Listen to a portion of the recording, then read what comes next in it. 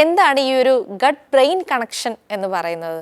എല്ലാവരും ഗട്ട് എന്ന് പറയുമ്പം ഉദര സംബന്ധമായിട്ടുള്ള കാര്യങ്ങൾ, ഗട്ട് ഹെൽത്ത് എന്ന് പറയുമ്പോൾ ഫുഡ് കഴിക്കേണ്ട രീതി, ഇതിനെ മാത്രമേ ഇമ്പോർട്ടൻസ് കൊടുക്കാറുള്ളൂ. പക്ഷെ ബ്രെയിനും ഗട്ടുമായിട്ടുള്ള കണക്ഷൻ അധികം ആരും ചിന്തിക്കത്തുമില്ല, അതിനെക്കുറിച്ച് അധികം സംസാരിക്കാത്തയും ഒരു കാര്യം തന്നെയാണ്. പക്ഷേ ഓപ്പണായിട്ട് പറയുകയാണെങ്കിൽ ബ്രെയിൻ ഗട്ട് കണക്ഷൻ വളരെ ഇമ്പോർട്ടൻ്റ് ആയിട്ടുള്ള ഒരു കണക്ഷൻ തന്നെയാണ്. എന്ന് വെച്ചാൽ ഒന്നും വേണ്ട, നമ്മളൊന്ന് ആലോചിച്ച് നോക്കുമ്പോൾ നമ്മൾ കുട്ടികളായിരുന്നപ്പോഴോ അല്ലെങ്കിൽ വീട്ടിലെ കുട്ടികളോ എക്സാമിൻ്റെ അന്ന് രാവിലെ ആ കുട്ടി ഡെയിലി രാവിലെ എഴുന്നേറ്റ് ഫുഡ് കഴിക്കാൻ പറഞ്ഞാൽ കഴിക്കത്തില്ല, വോമിറ്റിംഗ് സെൻസേഷൻ കാണും, ഒരു സ്കൂളിൽ പോകുന്നതിന് മുമ്പ് ഒരു 4-5 വട്ടം ബാത്റൂമിൽ പോകും.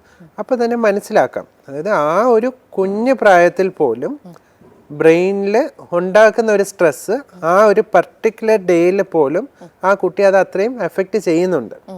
അപ്പോൾ തന്നെ മനസ്സിലാക്കാം ബ്രെയിനും ഗട്ടും അഥവാ ഉദര സംബന്ധമായിട്ടുള്ള കാര്യങ്ങൾക്കും നല്ല രീതിയിലൊരു പ്രോപ്പറായിട്ടുള്ളൊരു ഹെൽത്തി കണക്ഷൻ ഡെഫിനറ്റ്ലി ഉണ്ട്. എന്ന് വെച്ചാൽ നമ്മളെ മൈൻഡ് അല്ലെങ്കിൽ നമ്മളുടെ ബ്രെയിൻ എഫക്റ്റഡ് ആകുമ്പോൾ തീർച്ചയായിട്ടും അത് നമ്മളുടെ ഗട്ടിനെ എഫക്റ്റ് ചെയ്യും. അതാണ് ഒരു ഗട്ട് ബ്രെയിൻ കണക്ഷൻ എന്ന് പറയുന്നത്.